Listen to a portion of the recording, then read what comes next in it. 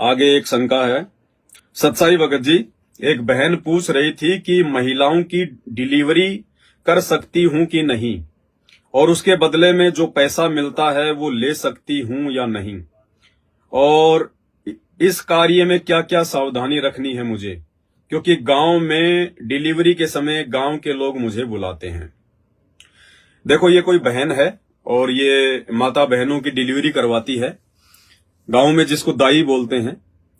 तो कोई दिक्कत नहीं बहन जी, डिलीवरी आप कर सकती हैं यदि आपको नॉलेज है, आप जानती हैं तो डिलीवरी तो माता बहनों की डिलीवरी जो है करवाने में आप जी उनका सहयोग दे सकती हैं, उसमें कोई दिक्कत नहीं है।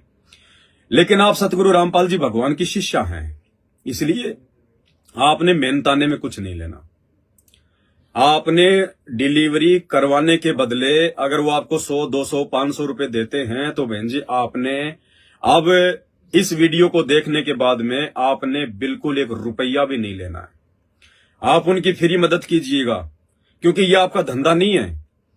महिलाओं की डिलीवरी करवाना ये कोई धंधा नहीं हो सकता।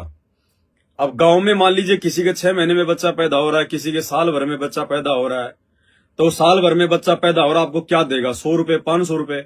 तो डिलीवरी तो आपका विशेष कोई रोजी रोटी का धंधा है नहीं, क्योंकि 500 रुपए में तो 6 महीने आपका घर चलेगा नहीं है। 100 रुपए में तो 6 महीने आपका घर जो है वो चलना नहीं है। ये तो एक एक्स्ट्रा सेवा है। बाकी तो आप कुछ और काम करती होंगी, आपके पति काम करते होंगे, या आप जी अपने कोई मजदूरी करती होंगी बाकी समय में। ऐसा तो है नहीं कि साहब आज आपने डिलीवरी करवा दी, 500 रुपए मिल गए, अब अगला बच्चा किसी का 6 महीने बाद होने वाला, तो आप जी बैठ जाओगी कि वो बच्चा होगा, 500 रुपए मिलेंगे तो मेरे घर में आटा आएगा। ये तो एक सेवा है, एक्स्ट्रा काम है ये तो। बाकी हो सकता है आप मजदूरी करती हो, आप किसान का काम करती हो, आपके पति कोई जॉब करते हो, मजदूरी करती हो, घर तो आपका जो है उससे चल रहा है। ये तो एक एक्स्ट्रा एक्टिविटीज है, एक्स्ट्रा सेवा है ये। तो आपने महिलाओं की डिलीवरी करवाने के बदले, चाहे आप भगत हैं या चाहे आप भाई हैं या बहन हैं, आपने कोई मेहनताना, कोई पैसा, कोई फीस नहीं लेनी है। यदि वो आपको जबरदस्ती 100, 1000, 500 रुपए दें, क्योंकि गांव में तो रिवाज है, अगर लड़का हो गया तो पता नहीं खुशी के मारे तो वो जो है गले की सोने की चैन निकाल के दे दे आदमी।